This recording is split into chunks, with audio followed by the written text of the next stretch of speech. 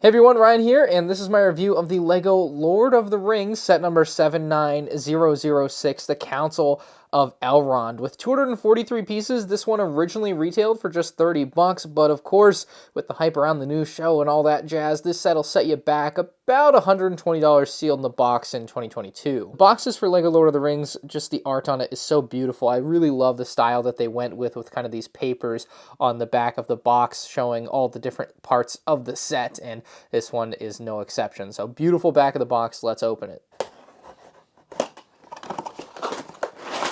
The instructions still have that really cool Lord of the Rings feel to them with the map behind them. That's going to be standard across, I think, all the Lord of the Rings sets that I review on the channel, but I feel like I still got to show it because it's like, it's cool, man. It's just cool. Oh, there's this checklist for the figures. Yeah, this is nice. The first minifigure up here is a very short Frodo Baggins. He has the Sting, which is his sword. He's also got a beautiful golden ring. It does have a very nice gold shine to it, something that LEGO doesn't really do modern day, which is unfortunate, but it's good that they did it during the time that these sets existed because having that ring be so shiny is amazing. As far as the torso print goes, the only knock against it is that the skin tone just doesn't match the actual skin tone of the character. That's a very common problem with LEGO minifigures. We've got a very nice back print, and underneath the hair you'll find a second angry looking face. Next up we have Gimli, who is the dwarf here. His helmet is a fantastic looking piece with a beautiful print design on it. Definitely one of my favorite LEGO helmets I've ever seen. You can see his eyes just peering right through,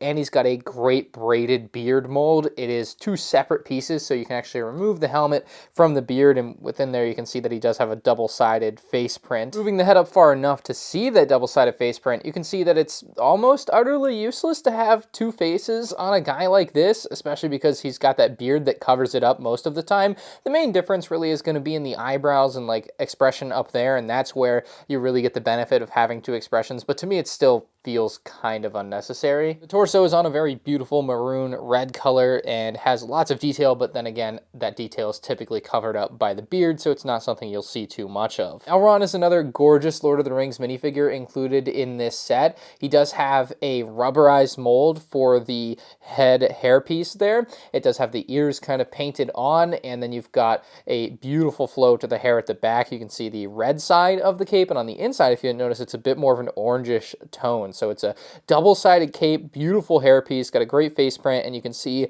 the print for the legs is something that's continuous down from the waist there. So always love when they have those types of continuous prints. The backside of the figure has both an angrier face print and a back print, which is really nice. However, it'll be covered by the cape most of the time. The final beautiful figure here is Arwen, and she looks great. I think they really nailed the look. She's got another rubberized hairpiece that has the ears kind of painted onto it.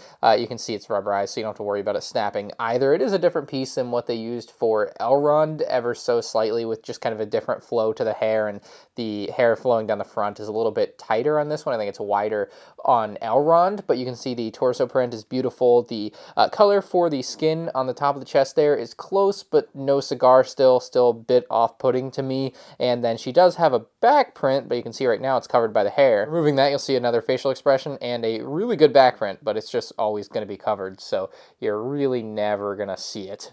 Before we talk about the play functions of this small slice of Rivendell, we got to talk about the aesthetic because it is gorgeous. We've got the very beautiful foliage with the dark orange and the olive green Lego leaves. I think those are great colors for this set. The trees aren't huge, but they fit the scene nicely with the size of everything else. We do have a nice kind of gold shine to the roof with the white stone building, and it just looks very nice. I love the aesthetic of this. I think it's a great aesthetically pleasing set, something that works for display, even though it's built like as a scenery playset. Like, it's one of those few sets that really hits on both from this perspective. There's sets from LEGO Star Wars like Battle on Takodana, which I think just don't look that good from a display perspective, but have some fun play features. I think this one kind of gets both done. Now, speaking of features, it has some chairs that can swivel 360 degrees, so you can have your characters sit in them while it spins around, and they do have a sticker on them, so it's got that extra bit of detail. Sitting the three minifigs down can be a bit of a chore because, well, two of them literally can't even sit down as LEGO minifigures. Arwen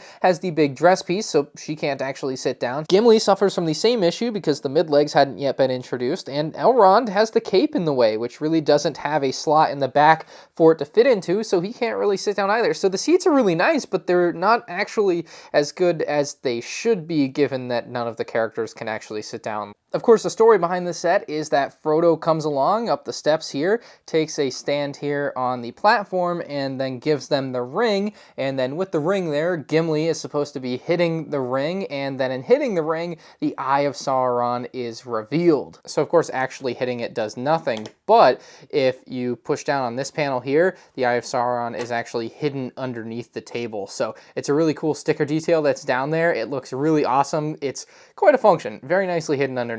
And in case you were curious what the bottom side looked like, not a lot going on, but that's what it looks like. And then behind the table in the council is a small weapon storage area on this piece here, which you can pop right off. You've got a bow and arrow and like a staff sword thing for Elrond. I think it's a really nice small section to the set to add a bit more playability to send the characters off to battle or something of the sort. Very nice. Now, there's one massive flaw with this set.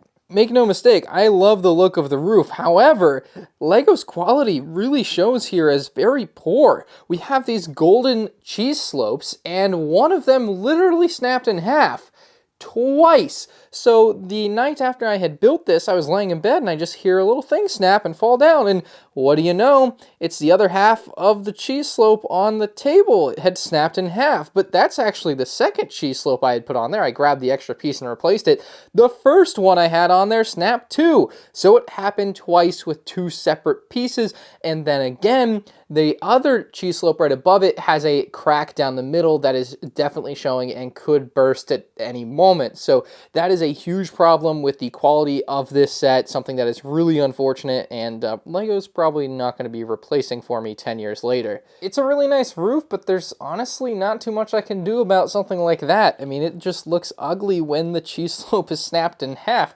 Maybe I'll have to replace it with a different color, or maybe modern golden cheese slopes don't have the same cracking issue, but I'm not a fan of cheese slopes cracked in half. Like, that just looks terrible. Despite the quality issues, this is still an amazing set. I don't know if it's one I'll end up keeping, but I definitely would want to keep the minifigures out of something like this. They are just 4 great minifigs for a small set like this. It feels like usually you'd get one figure where they really feel like it cheaps out, but in this case, I really don't think they do. To me, I mean, quality issues definitely have to be included in my rating of the set, and having bricks literally snap in half is not a good look. So for me, I'm going to go 8 out of 10, and that may be generous.